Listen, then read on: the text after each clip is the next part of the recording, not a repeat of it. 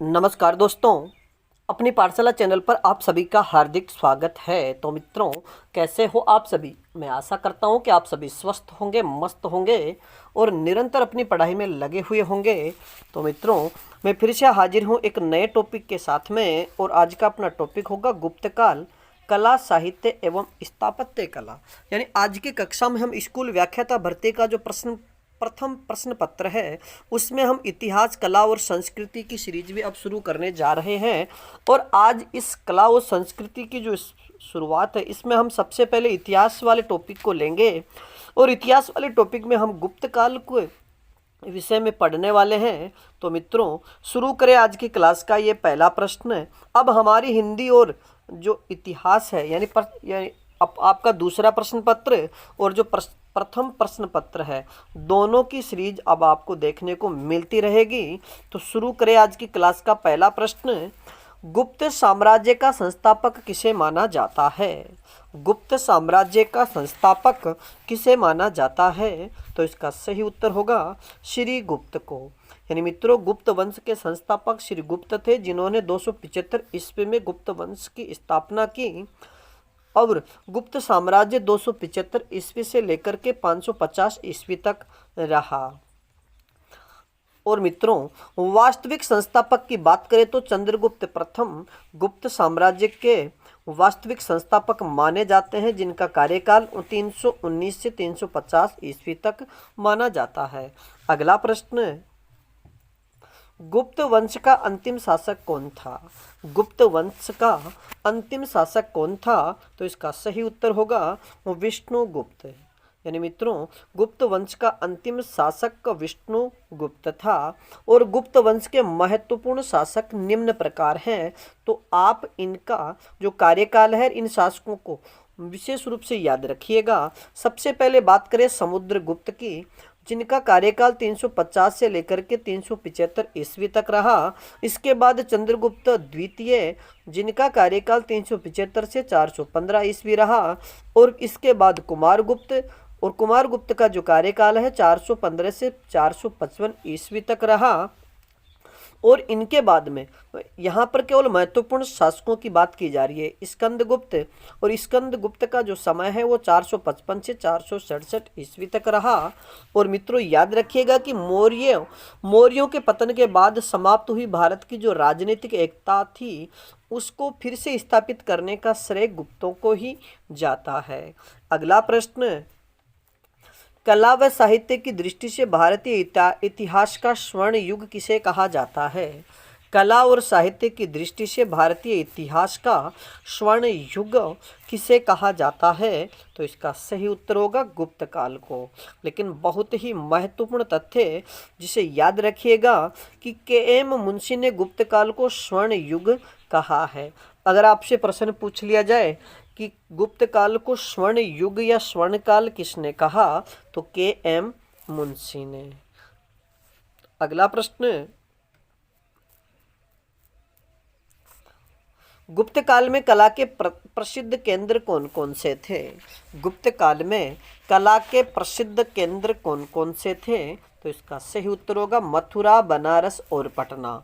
यानी गुप्त काल में मथुरा, बनारस व पटना कला के प्रसिद्ध केंद्र थे। और कला एवं साहित्य के विकास की दृष्टि से गुप्त काल को भारतीय इतिहास का स्वर्ण युग कहा जाता ही है। अब बात करें आज के अगले प्रश्न की। गुप्त काल में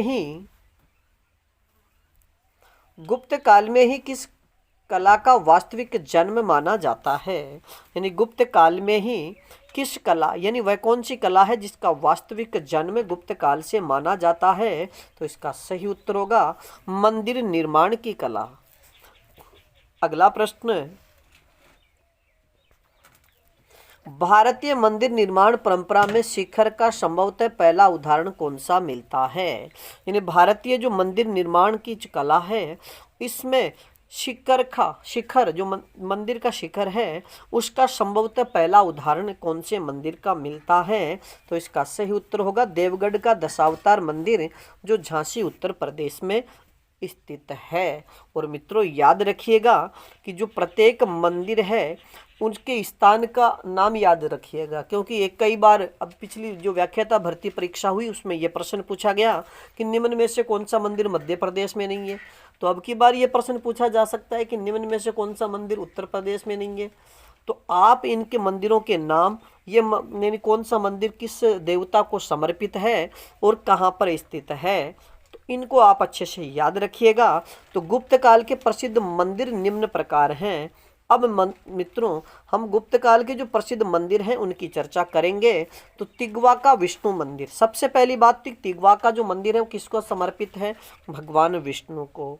तो तिगवा का विष्णु मंदिर कहाँ पर स्थित है? मध्य प्रदेश में। नचना कुठार का पार्वती मंदिर, अब आपसे यह प्रश्न पूछा जा सकता है कि पार्वती मंदिर कहाँ पर स्थित है? तो नचना कुठार में। नचना कुठार कहाँ पर है? तो मध्य प्रदेश में। इसके बाद भूमरा का शिव मंदिर, और भूमरा का शिव मंदिर कहाँ पर स्थित है? तो मध्य प्रदेश में। इसके बाद सिरपुर का जो लक्ष्मण मंदिर है ये कहाँ पर स्थित है? तो इसका सही उत्तर होगा छत्तीसगढ़ में। मित्रों छत्तीसगढ़ का केवल एक मंदिर की, यानी प्रमुख मंदिरों की बात की जाए तो सिरपुर का एक मंदिर जो छत्तीसगढ़ में है। एरण का विष्णु मंदिर जो कहाँ पर स्थित है? मध्य प्रदेश में। यानी एरण का विष्णु मंदिर कहाँ पर स्थित है? मध्य प्रदेश में।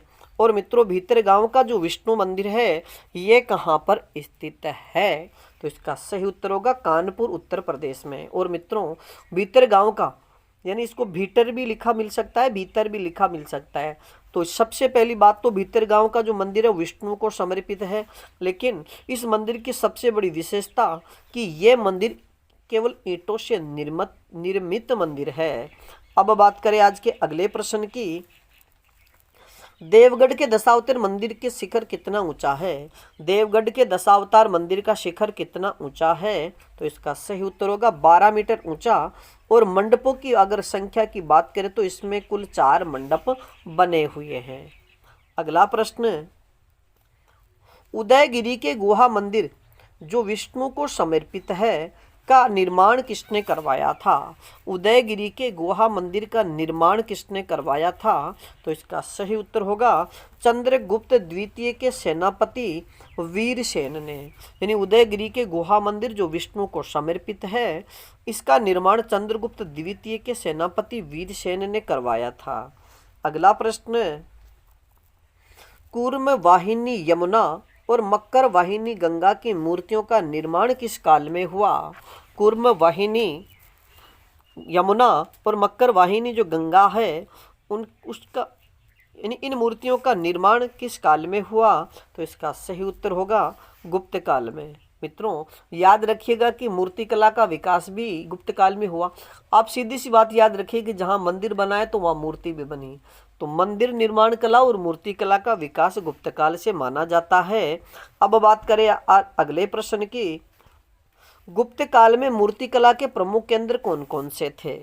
गुप्त काल में मूर्ति कला के प्रमुख केंद्र 3 ही केंद्र माने गए, जिसमें मथुरा, सारनाथ और पाटलिपुत्र। अगला प्रश्न,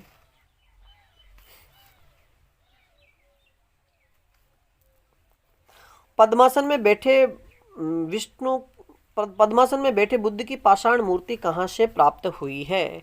कि पद्मासन में बैठे बुद्ध की जो भगवान बुद्ध की जो पाषाण मूर्ति है वो कहाँ से प्राप्त हुई है? तो इसका सही उत्तर होगा सारनाथ से। और मित्रों याद रखिएगा कि बैठे हुए भगवान बुद्ध की जो मूर्ति है ये 2 फुट 4 इंच ऊंची है। अब बात करें कि गुप्त काल में प्राप्त अन्य मूर्तियां कहाँ कहाँ से प्राप्त हुई है, किस किस की वो मूर्तियां हैं। तो सबसे पहले बात करें मथुरा से प्राप्त खड़े बुद्ध की पाषाण मूर्ति। मित्रों याद रखिएगा कि खड़े भगवान बुद्ध की पाषाण मूर्ति कहाँ से प्राप्त हुई है, कि भगवान बुद्ध की जो खड़े की मूर्ति है वो कहाँ से प्राप्त हुई? तो इसका सही उत्तर होगा मथुरा से। इसके बाद हम अगले प्रश्न की बात करें तो मन कुंवर या मान कुंवर जो प्रयागराज में स्थित है से प्राप्त बुद्ध की मूर्ति, यानी मान कुंवर से भी भगवान बुद्ध की मूर्ति प्राप्त हुई है और ये मूर्ति कुषाण कला से प्रभावित है। इस बात को आप याद रखिएगा। अब बात करें आज के अगले प्रश्न की।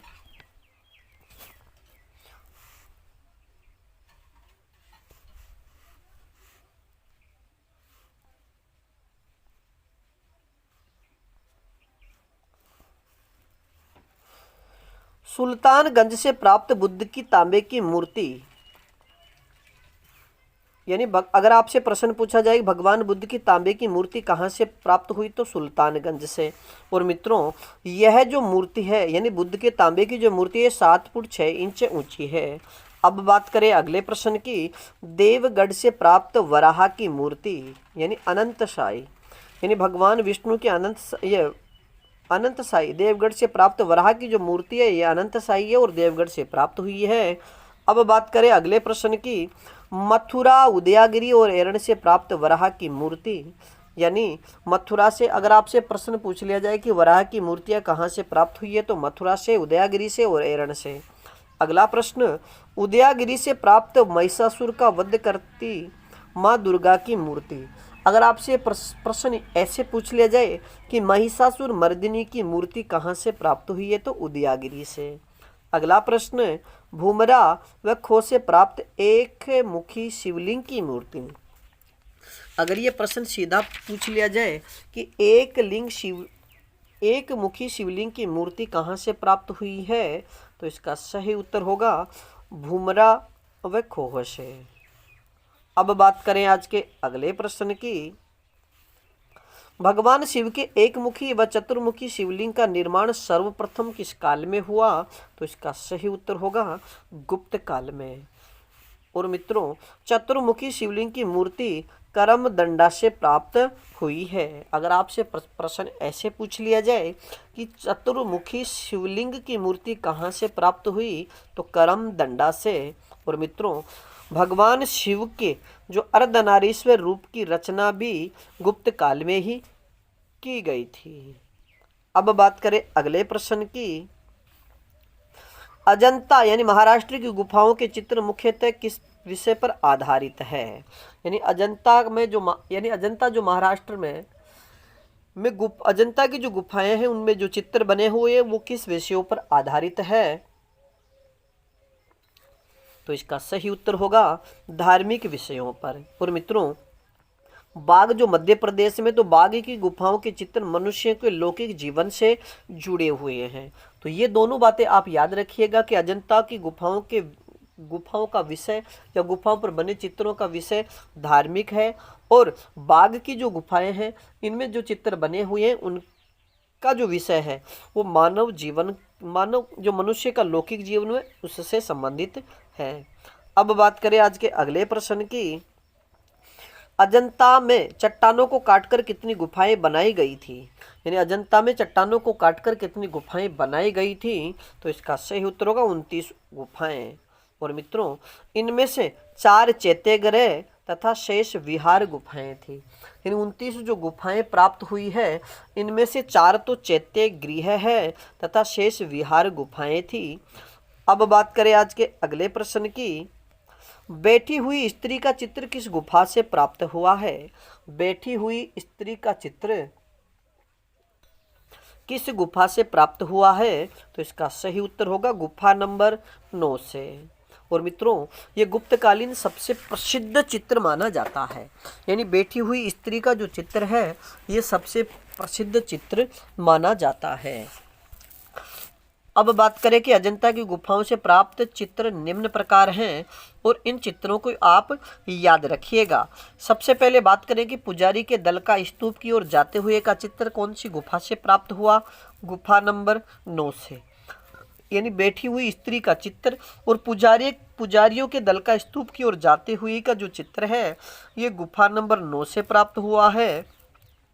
जातक कथाओं के चित्रों की बात कर ली जाए तो ये गुफा नंबर 10 से प्राप्त हुआ, और उपदेश सुनते भक्तगण ये कौन सी गुफा से प्राप्त हुए, तो गुफा नंबर 16 से।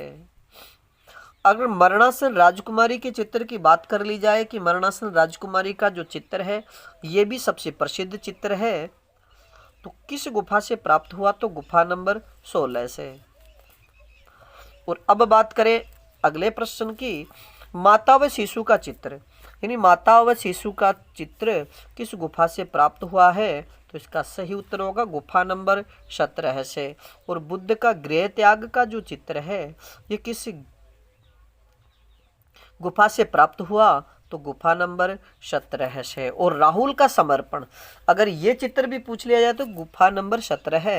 लेकिन मित्रों आपसे एक प्रश्न कि सुजाता की खीर का जो चित्र बना है ये किस गुफा से प्राप्त हुआ है, उसका उत्तर आप हमें कमेंट्स में बताइएगा। अब बात करें आज के अगले प्रश्न की। बाघ की गुफाओं की संख्या कितनी मानी जाती है? बाघ की गुफाओं की संख्या कितनी मानी जाती है? तो इसका सही उत्तर होगा 9। मित्रों याद रखिएगा कि बाघ की गुफाएं विंध्य पहाड़ियों को काटकर बनाई गई है और सर्वप्रथम 1818 ईस्वी में इनका पता डेगर फील्ड ने लगाया था और इनकी संख्या 9 है। और इनमें चौथी व पांचवी गुफाओं के भित्ति चित्र सबसे अधिक सुरक्षित अवस्था में हैं। अगला प्रश्न, देवी चंद्रगुप्तम, मुद्रा राक्षस, अभिसारिका वंचित पुस्तकों के रचयिता कौन है? यानी देवी चंद्रगुप्तम और मुद्रा राक्षस, इन दोनों पुस्तकों को तो आप अच्छे से याद रखिएगा। और अभिसारिका वंचित पुस्तकों के रचयिता कौन है? तो इसका सही उत्तर होगा विशाखदत्त। अगला प्रश्न, कालिदास को भारत का शेक्सपियर किसने कहा है? कालिदास को भारत का शेक्सपियर किसने कहा है? तो इसका सही उत्तर होगा V.A. स्मिथ ने। अगला प्रश्न, गुप्त काल की महत्वपूर्ण रचनाएं निम्न प्रकार है। मित्रों ये जो रचनाएं हैं इनके नाम भी आप अच्छे से याद रखिएगा। तो गुप्त काल की प्रमुख जो रचनाएं हैं उनकी हम चर्चा करें तो काव्यादर्श और 10 कुमार चरित के रचयिता कौन है? तो इसका सही उत्तर होगा दंडिन। अगला प्रश्न, अमरकोश के रचयिता कौन है? अमर सिंह। अगली रचना की बात करें तो कामसूत्र, और कामसूत्र के रचयिता कौन है? वात्स्यायन। हितोपदेश की बात करें तो हितोपदेश के रचयिता नारायण पंडित हैं। अब बात करें आज के अगले प्रश्न की, वासवदत्ता, वासवदत्ता रचना के रचयिता कौन है? तो सुबंधु। और मित्रों अगर ये प्रश्न आपसे ऐसे पूछ, दूसरा प्रश्न स्वपन वासवदत्ता की बात की जाए कि स्वपन वासवदत्ता के रचयिता कौन है? तो इसका सही उत्तर होगा भास्कवि। नीतिसार की बात करें तो नीतिसार के रचयिता कामंदक है। और मृच्छकटिकम, मृच्छकटिकम के रचयिता कौन है? तो इसका सही उत्तर होगा शूद्रक। और मित्रों मृच्छकटिकम जो ग्रंथ है इसमें भ्रष्टाचार की चर्चा की गई है। अगली रचना है किराता अर्जुनियम, और किराता अर्जुनियम के रचयिता भारवी हैं। अब अगला प्रश्न, मंदसौर स्तंभ के रचयिता, मंदसौर स्तंभ लेख के रचयिता कौन है? तो इसका सही उत्तर होगा वत्स भट्टी। और इसकी रचना यशोधर्मन के समय में की गई थी। यानी मंदसौर स्तंभ लेख की रचना यशोधर्मन के समय में की गई थी। अगला प्रश्न, विष्णु शर्मा द्वारा रचित पंचतंत्र के कितने भाग हैं? विष्णु शर्मा द्वारा रचित जो पंचतंत्र है के कितने भाग हैं? तो इसका सही उत्तर होगा 5 भाग। और मित्रों एकमात्र ऐसी पुस्तक है जिसका 15 तो भारतीय भाषाओं में और 40 विदेशी भाषाओं में अनुवाद हो चुका है। अब 5 भाग यानी पंचतंत्र के 5 भाग कौन कौन से हैं? सबसे पहला भाग है मित्रभेद, दूसरा मित्रलाभ, तीसरा संधि विग्रह, चौथा जो भाग है वो लब्ध प्रमाण, और 5वां भाग है अपरीक्षाकारित्व। अगला प्रश्न, कालिदास के प्रमुख नाटक कौन कौन से हैं? कालिदास के प्रमुख नाटक कौन कौन से हैं? तो इसका सही उत्तर होगा विक्रम वर्षीय, मालविका अग्निमित्र, अभिज्ञान शाकुंतलम। मित्रों ये तो कालिदास के प्रमुख नाटक हैं। अगर कालिदास के काव्यों की बात करी जाए तो एक तो ऋतुसंहार और मेघदूत खंड काव्य हैं, कुमार संभव और रघुवंशम ये महाकाव्य हैं। तो मित्रों आज के लिए इतना ही, बाकी फिर मिलेंगे गुप्त काल का कला साहित्य इतिहास से संबंधित और विज्ञान से संबंधित भाग नंबर 2 लेकर के। और उसमें भी हम जो यहाँ गुप्त काल में जितने भी प्रसिद्ध वैज्ञानिक, प्रसिद्ध जो चिकित्सक हुए उन सभी की चर्चा करने वाले हैं। तब तक आप अपने अध्ययन में जुटे रहिएगा। और अपनी पाठशाला बाय BN सर चैनल पर नए हो तो हमारे चैनल को लाइक, सब्सक्राइब और अपने मित्रों तक शेयर जरूर कीजिएगा। धन्यवाद।